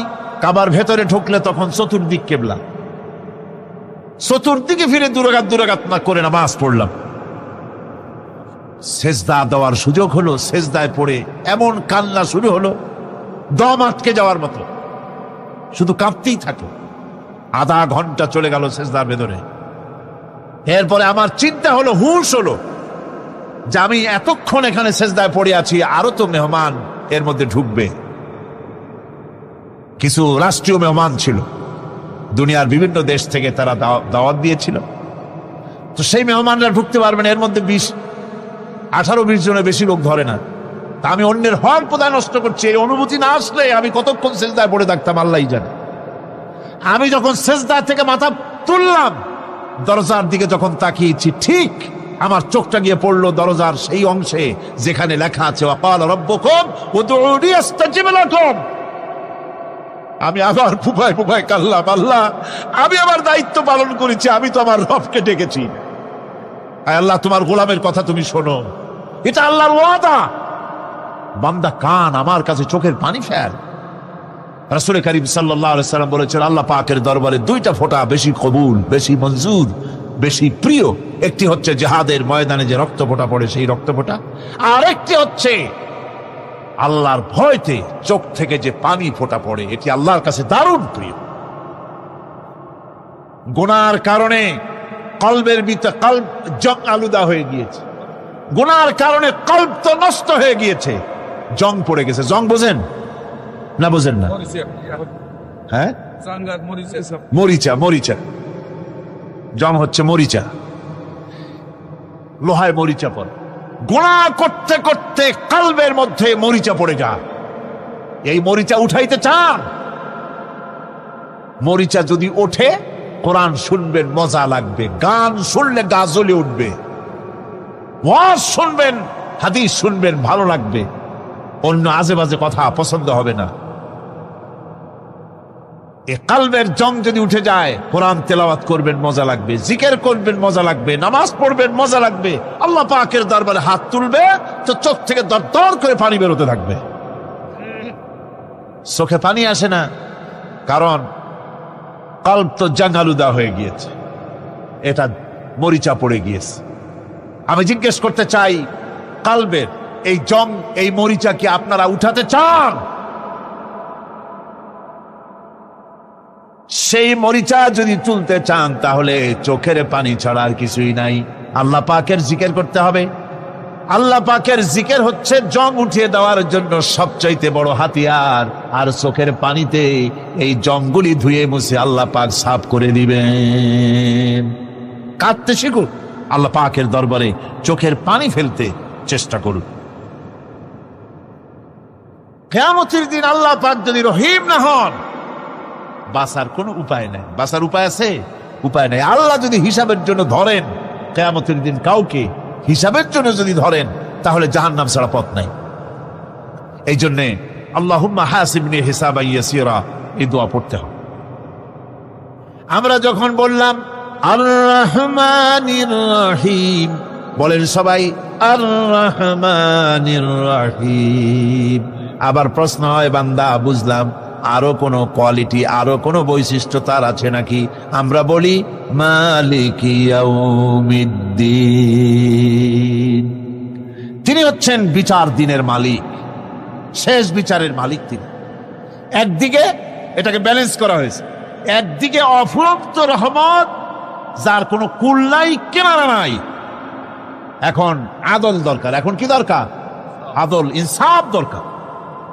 আল্লাহ পাক একদিকে অফুরন্ত রহমত আর নিয়ামত দিয়ে পৃথিবীকে ছেড়ে রেখেছেন, অপর দিকে বলেছেন আমি হচ্ছি বিচার দিনের মালিক, সেদিন আমি বিচার করব। সেই বিচারের ভিতরে কোনো পক্ষপাতিত্ব থাকবে না, হবে না। সেখানে তিনি হবেন হাকামুল হাকিমিন, ওইটা হবে সুপ্রিম কোর্টের সুপ্রিম কোর্ট। সেই পরকালে, সেই কিয়ামতের মাঠে আপনাকে আমাকে সকলকে উপস্থিত হতে হবে, নাকি হবে না? সবাইকে উঠতে হবে। এই দিন শব্দটি কোরআনে কারিমে বহুত জায়গায় বলা হয়েছে এবং বিভিন্ন অর্থে ব্যবহার করা হয়েছে।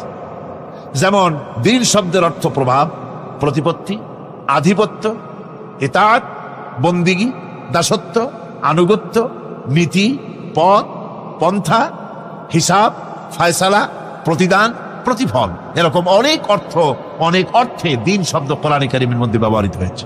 কিন্তু এখানে মালিক ইয়াউমিদ্দিন, এই দিন এখানে ব্যবহার করা হয়েছে প্রতিফল অর্থ। প্রতিফলের দিন, যেদিন প্রতিফল দেওয়া হবে, তিনি হচ্ছেন সেই দিবসের অধিপতি, সেই দিবসের মালিক। সূরা ইনফিতারে আল্লাহ পাক বলছেন ওয়ামা আদরাকা মা ইয়াউমুদ্দিন সুম্মা মা আদরাকা মা ইয়াউমুদ্দিন।